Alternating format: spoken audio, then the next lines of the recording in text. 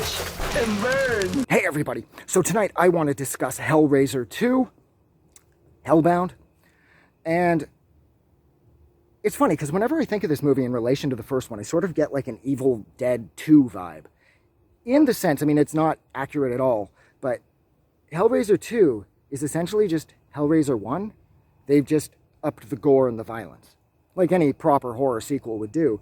But it's almost like they just retold the story of the first Hellraiser, but instead of it being about Julia raising sort of pin-headed Frank from, you know, the depths of Leviathan, it's Dr. Channard, I believe, if memory serves, it's Dr. Channard raising Julia from the depths, Demon Julia from the depths of Leviathan.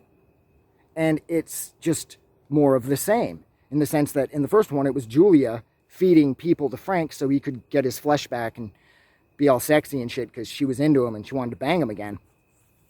And this one is kind of the same. Dr. Channard, he of course knows about Leviathan, and Dr. Channard is attempting to gain entrance into Leviathan, which he does of course inevitably achieve because his ego gets so out of control he thinks he can take over from Pinhead. I mean, that's cocky, dude. These movies exist because of Pinhead. So listen up, Channard. It's not going to work. But yeah, so this one, I will say though, this is, out of the first two, this is my favorite. Dude, the guy who thinks he's got bugs crawling on him and Channard lets him go nuts on the mattress where Julia comes back through. And when he starts cutting himself open, I'm like, holy fuck, this is like the goriest thing I've ever seen. And then Tendon Julia comes through the mattress and fucking devours him. She like sucks his brain out and shit. And I'm thinking to myself, like, however old I was, when did this come out? I don't know. I was probably way too young, but I saw it anyways. And it was like, this was so real. And this was like, it was right around the same time that I think I saw The Third Exorcist. And this reminded me of that. And that reminded me of this because they spent some time in the mentally disturbed wing of a hospital. Of course, in The Third Exorcist, that's where the Zodiac, the Gemini killer / Damien Karras is being kept. And in this, that's where the dude with the bugs, where Channard comes and takes him out, brings him back to his house, and he lets him open himself up, trying to cut the bugs off of him. And then fucking Julia comes up, and he starts feeding her men. And I love how she's like, you're putting, like somehow they managed to insert their fingers into the back of people's skulls. I don't think that would work, but I do like how they do it in this. And I love how this time we actually get to dig right into Leviathan. You know, Kirsty and the blonde chick, they end up in Leviathan, and we can see how it's one giant labyrinth of this endless, hellish maze where the Cenobites, their idea of pleasure is not any kind of pleasure that you should be seeking, but they are going to tear you apart slowly over the course of a few thousand years. Sort of like Sarlacc from the piece of shit there, Return of the Jedi.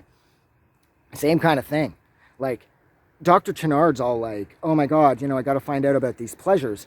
And when they finally get Channard and they're pulling him down, he's terrified because the pain he's about to experience is like legendary. And then when he comes out, he's like, and to think I was afraid. And then he does too. And Dr. Channard, it was never going to work for him. He was kind of like the ED-209 versus RoboCop. Channard's got that big tentacly thing that he's dangling off of, and his head's attached to it. And I'm thinking, you're just not practical, bud. Pinhead and the rest of them, they're on foot. They can use staircases and elevators and whatnot.